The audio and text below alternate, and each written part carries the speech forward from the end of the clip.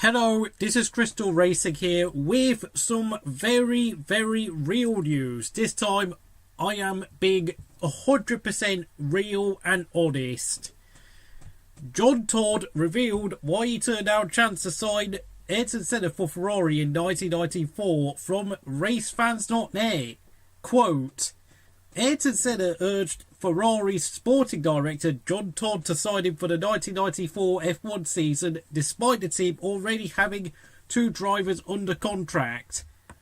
John Todd, now the president of the FIA, revealed how Senna pressed him to do a deal in a private 3-hour meeting between the pair during the 1993 Italian Grand Prix weekend. Speaking to race fans in an exclusive interview at the FIA conference in South Africa, Todd described the meeting, which took place 3 months after he took charge of the Ferrari team.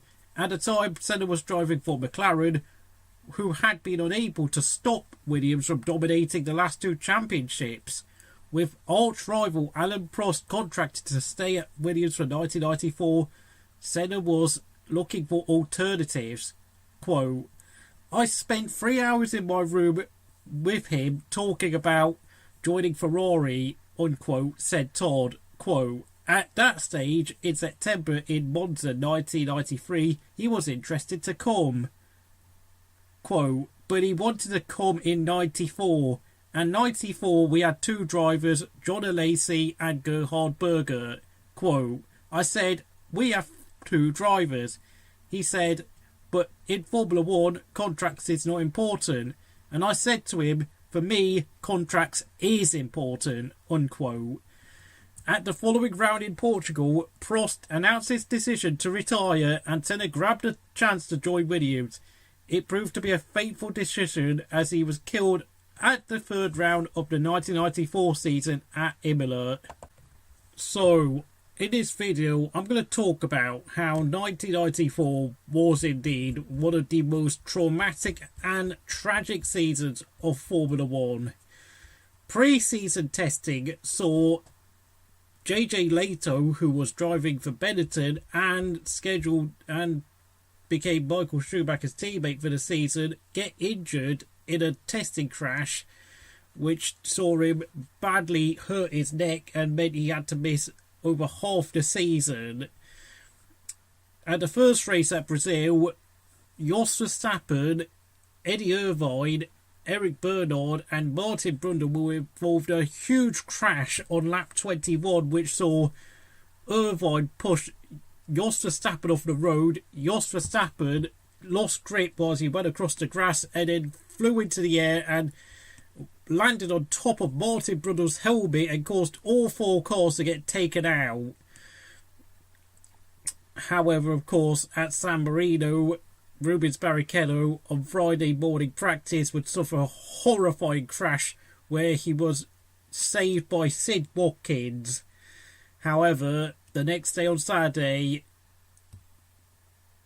Roland Ratzenberger would tragically get killed in a horrifying crash in the dying minutes of qualifying at the age of 34 years old whilst driving for Simtech.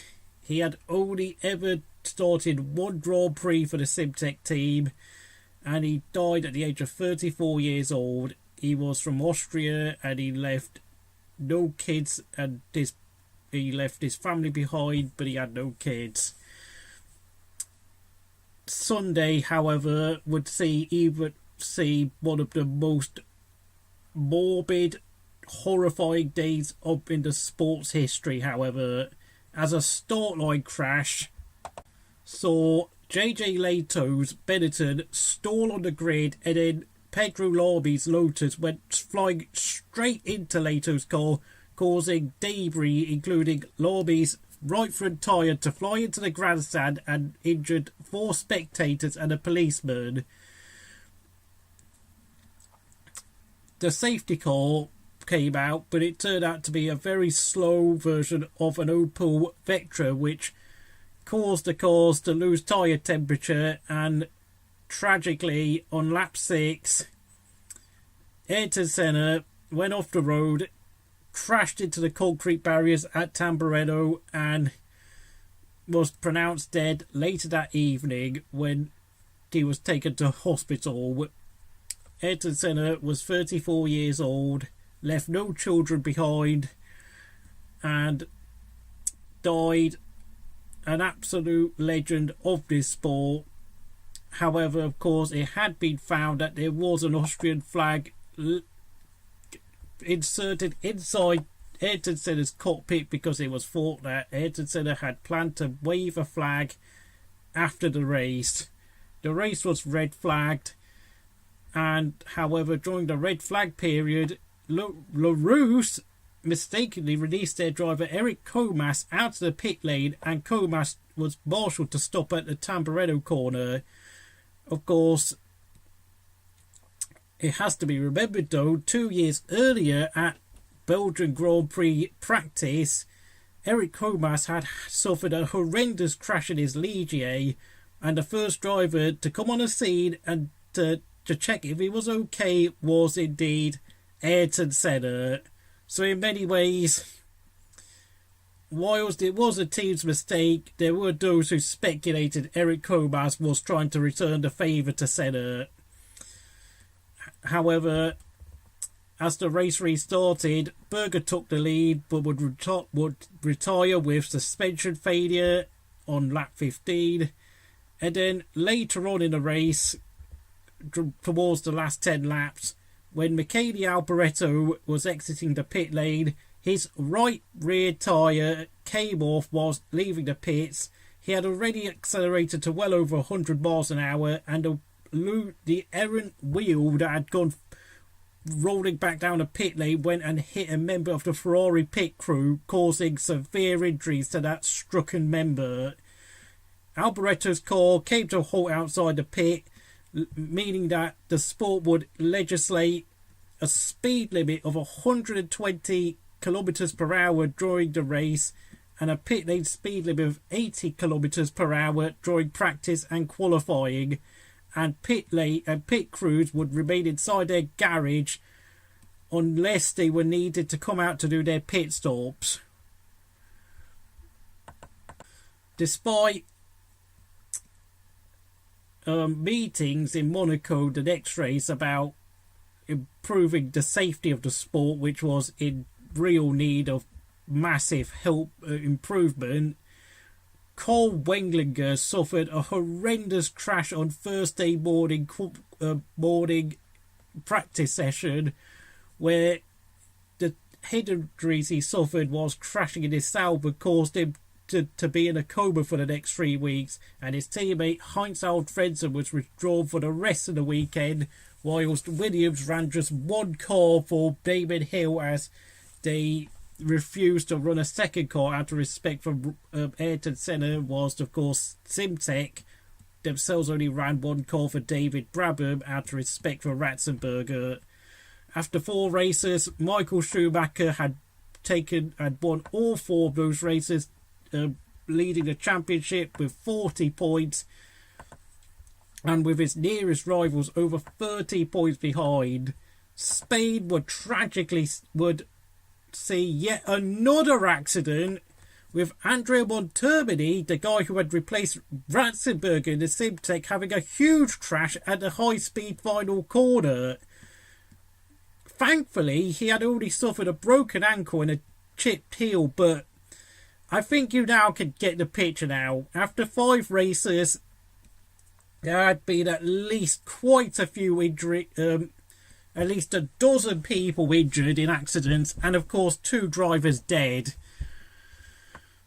Of course, what also adds to the tragedy of this season is the fact that Benetton was suspected of cheating with many elements in their car, such as use of traction and launch control on Michael Schumacher's car. And as for their refueling rigs, it turned out to be that at Germany, when they were attempting to refuel Jos Verstappen's Benetton in the race, they had removed the filter, and with loads of fuel pouring out all at once, it caused a horrendous fire. And of course, there had been huge suspicions right back at the first race of the season in Brazil, when Michael Schumacher who had been running in second place behind Ayrton Senna, was able to slide to the pit and come out ahead of Senna to take the lead ahead of him, despite the fact that Senna had been maintaining a 1 second gap just before the pit stops.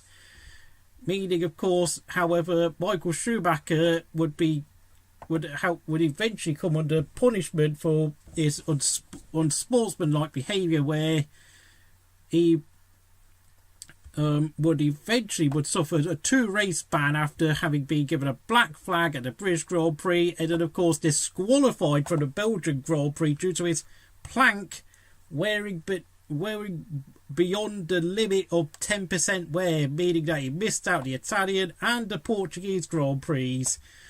Towards the end of the season, David Hill had a chance of winning the title, being only 1 point behind Michael Schumacher, who had seen his huge 30 points margin over David Hill chipped away to just 1 point.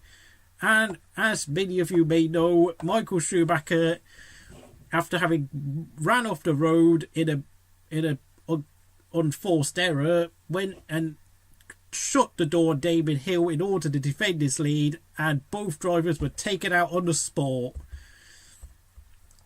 Not only was 1994 one of the sport's most tragic years, 1994 also saw some of the most unsporting and downright dangerous driving from a lot of the drivers, which also included a full race ban for Mika Häkkinen, who was forced to miss the Hungarian Grand Prix, and a suspended ban for Rubens Barrichello. A further testing accident at the start of the season also saw John Lacey miss 2 races during the start of this earlier on in the season, and Nigel Mansell would later make a 4-race comeback towards the end of the season as Williams tried to make up the deficit, as of course David Coulthard, who was Ayrton Senna's replacement, wasn't really able to do the job for them.